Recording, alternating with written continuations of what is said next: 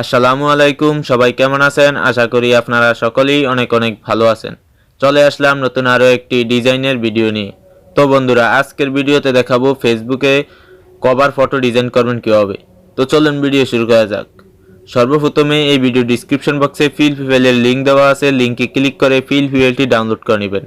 আর এই ফিল ফাইলটি ডাউনলোড করার জন্য 4 সংখ্যার পাসওয়ার্ড চাইবে। এই পাসওয়ার্ড সম্পূর্ণ ভিডিও জুড়ে দেওয়া আছে, তাই সম্পূর্ণ ভিডিওটি ভালোভাবে দেখে 4টি পাসওয়ার্ড সংগ্রহ করে ফিল ফাইলটি ডাউনলোড করে নেবেন।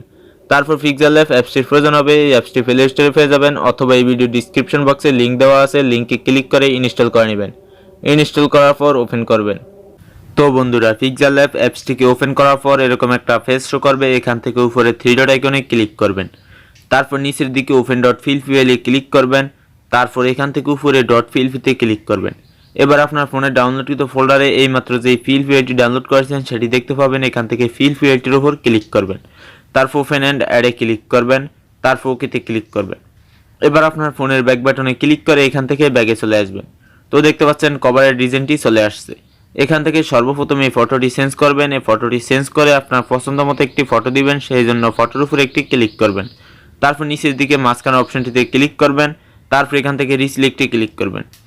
রিসিলেক্টে ক্লিক করার পর গ্যালারিতে চলে যাবেন। গ্যালারি থেকে আপনার পছন্দ মতো একটি ফটো সিলেক্ট করবেন। তবে ফটোটি সিলেক্ট করার আগে অবশ্যই ফটোটির ব্যাকগ্রাউন্ড রিমুভ করে নেবেন। তারপর আপনি চাইলে এখান থেকে ফটোটিকে এভাবে ঘুরিয়ে নিতে পারেন। তো আমি এদিকে দিয়ে দিলাম, তারপর টিকমার্কে ক্লিক করব।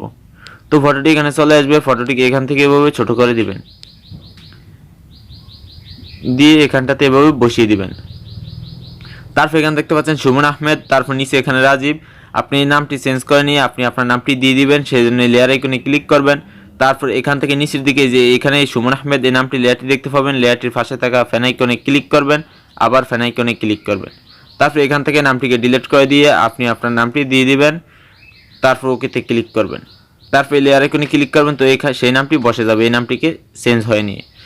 তো একইভাবে আপনি এখান থেকে রাজীব এই নামটিকে চেঞ্জ করে নেবেন। তারপর এখান থেকে কন্টেন্ট ক্রিয়েটর এটাকে চেঞ্জ করে নিয়ে আপনি আপনার পদবিটি দিয়ে দিবেন। তারপর এখানে দেওয়া আছে মাই ইউটিউব চ্যানেল, এখানে ইউটিউব চ্যানেলের নাম দেওয়া আছে সুমন টেক বঙ্গ। আপনি এই নামটিকে চেঞ্জ করে নিয়ে আপনি আপনার চ্যানেলের নামটি দিয়ে দিতে পারেন, অথবা এই নামটিকে নাও দিতে পারেন। শুধুমাত্র লেয়ার আইকনে ক্লিক করবেন। লেয়ার আইকনে ক্লিক করলে এখানে প্রতিটি লেয়ার ভিন্ন ভিন্নভাবে পেয়ে যাবেন।